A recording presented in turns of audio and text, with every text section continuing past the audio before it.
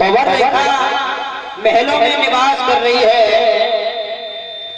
दुख है तो एक ही बात का है, पवन रेखा के गर्भ से किसी पुत्र या पुत्री ने जन्म नहीं।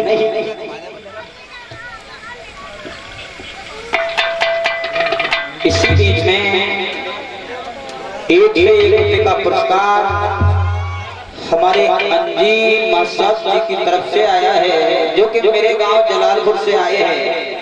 और 101 रुपये का पुरस्कार हमारे राघवेंद्र फौजी की तरफ से, जी भी मेरे गांव से आए हुए हैं। 101 रुपये का पुरस्कार हमारे छोटू भैया, जो कि ये भी मेरे गांव से चलकर के इन लोगों ने मेरा सम्मान किया है। भगवान भैया हर जगह सम्मान दे, ऐसे लोगों का आशीर्वाद मेरे ऊपर बना रहे। बोलिए गोविंद भगवान की जय। थोड़ा को बना के भैया गोज 1 मिनट बना दो, बस सेटिंग है, ठीक है।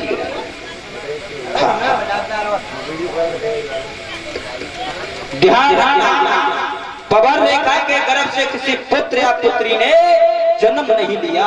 एक दिन का समय है जब पवन रेखा महलों में बैठी हुई है, मन में सोच रही है, ऐसे मैंने कौन से पाप किए हैं, ऐसे मैंने कौन से कर्म किए हैं, मैं अपनी कोख से पुत्र को जन्म नहीं दे पाई।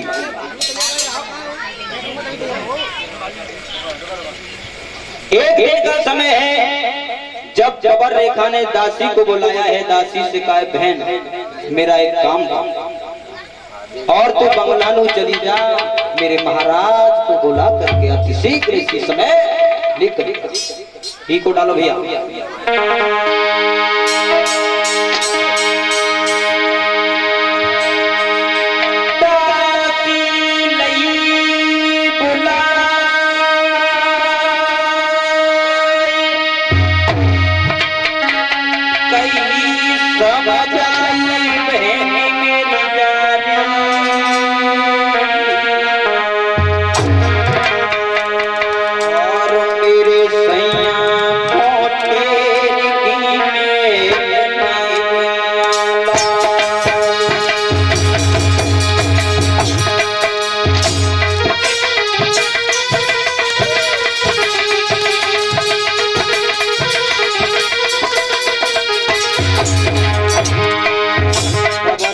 दासी को बुलाया है। दासी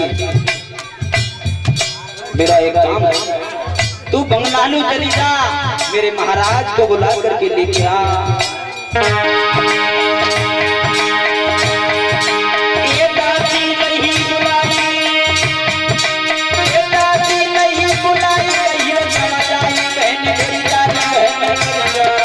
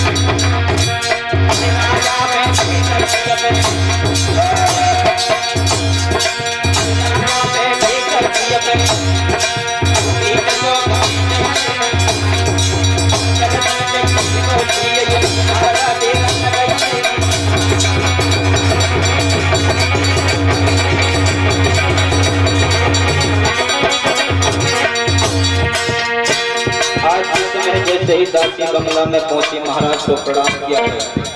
महाराज की जय हो। अग्रसेन महाराज कहने लगे हैं, दासी कैसे आज अचानक आना हुआ है। दासी ने सारा हाल बताया है पवन रेखा के बारे में। बोली है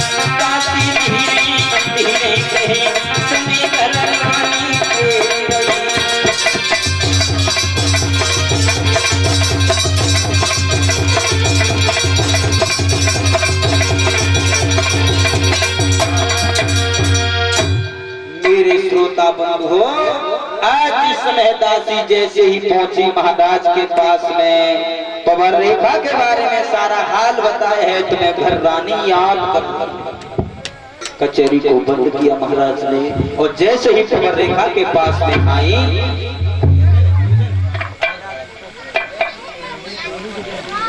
पवन रेखा के पास में जैसे ही आए हैं महाराज,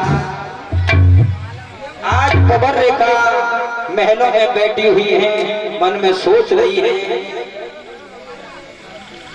और अग्रसेन महाराज कहने लगे हैं, पवन रेखा से रानी क्यों रो रही हो?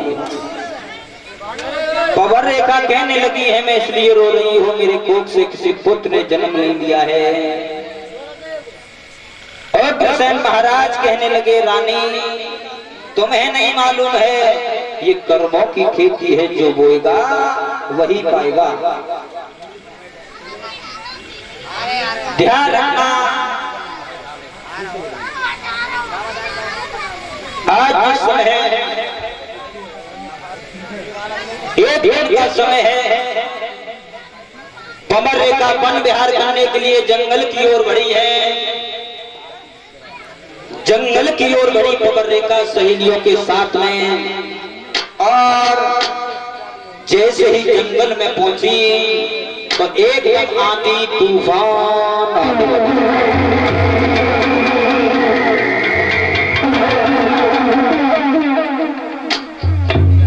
आंधी तूफान आने लगा है तो पवन रेखा अपनी सहेलियों से बिछुड़ गई।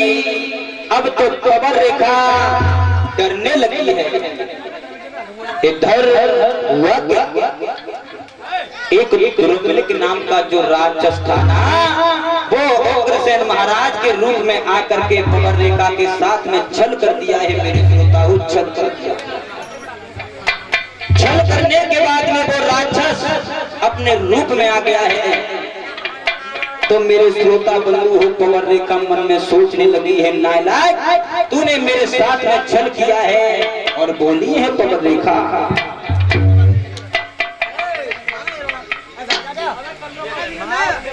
इसी बीच में 11वें पुरस्कार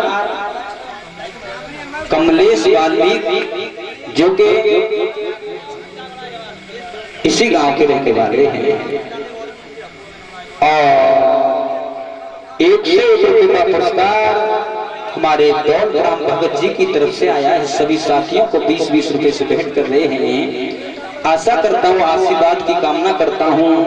101 रुपए का पुरस्कार और सभी साथियों को 20-20 रुपए से भेंट कर रहे हैं हमारे विमल कुशवाहा जी, जो कि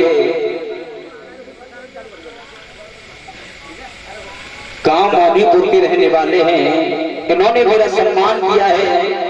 आशा करता हूँ धर्म के क्षेत्र में हाथ बढ़ते रहे। इसी बीच में 101 रुपए का पुरस्कार हमारे सोनवीर भैया जी की तरफ से आया है, जो कि हलवाई जी हैं। सभी साथियों को 20-20 रुपए से सम्मानित कर रहे हैं। आशा करता हूँ धर्म के क्षेत्र में हाथ बढ़ते रहिए, मेरी आशा और आकांक्षा है। बोलिए गोविंद भगवान की जय। 50 रुपए का पुरस्कार साधु सिंह, इसी गांव के रहने वाले हैं, मेरा सम्मान कर रहे हैं। धन्यवाद। 101 रुपए का पुरस्कार प्रदीप बीटीसी, मेरा सम्मान कर रहे हैं। धर्म के क्षेत्र में हाथ बढ़ते रहिए। बोलिए गोविंद भगवान की जय। आ जाइए। पवन रेखा कहने लगी वो राक्षस से कि तूने मेरे साथ में छल किया है, तूने मेरे साथ में अच्छा नहीं किया है।